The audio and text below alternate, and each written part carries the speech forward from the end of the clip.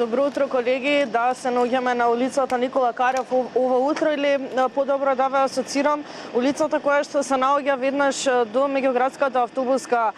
станица. Верувам дека се забележува и веднаш зад мене, односно на самата крстосница подоле, дека се извршуваат градежни активности всушност токму на оваа улица и започна со реконструкција на оваа улица уште во вчерашниот ден. Имено се работи за улица на територија на општина Центар, каде што всушност се поставува хоризонтална и вертикална сообраќајна сигнализација и исто така се поставува и всушност се врши нивелација на шахтите и сливниците. Секако овие градежни работи ги изведуваат екипите на јавното предпријатие улици и патишта, со што иако се извршуваат градежни активности токму на оваа улица, се уште е продна за сообраќај. Всушност отворена е за сообраќај, со што не би имале никаков проблем доколку би се упатиле на улицата Никола Карев. Само се разбира, треба да внимавате согласно условите на патот, бидејќи токму на оваа улица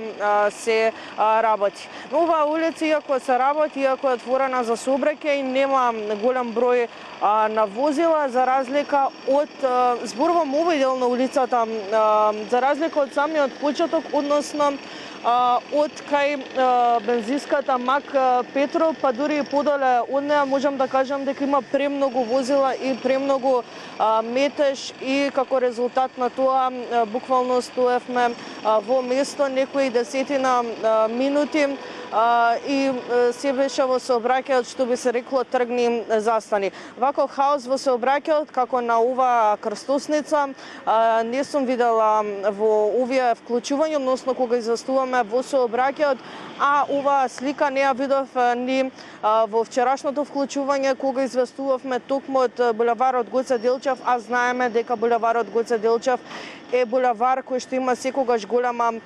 фреквенција. Секако улица Никола Карев е улица која исто така секогаш имала голем број на возила, има голема фреквенција и поврзува клучни сообраќајници токму овде, па можеби и затоа ова утро имаме голем број на возила, но секако верувам дека резултат на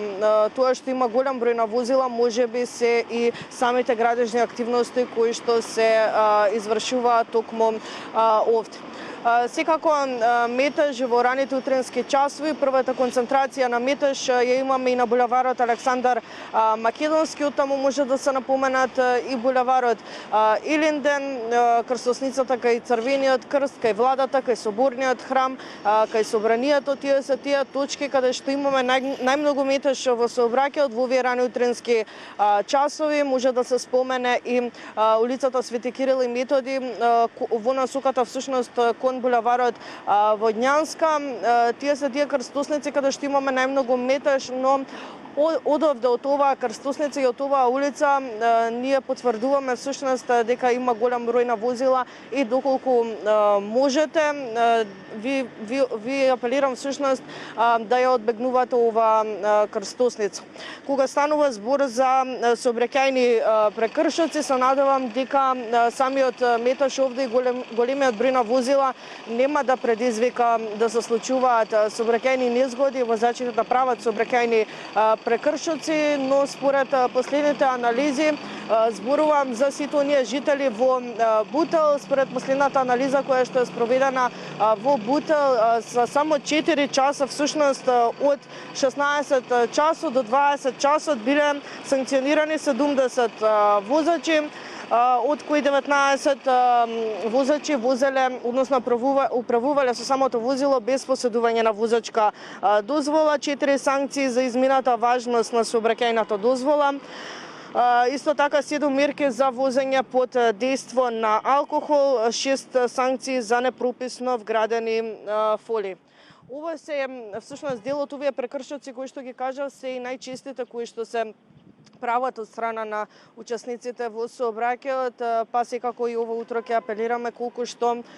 можете да имате голема концентрација во сообраќајот и да не правите прекршоци, се разбира за целата безбедност на сите учесници во самиот сообраќај. Најважните информации чинам дека беа токму за оваа улица со оглед на тоа дека оваа информација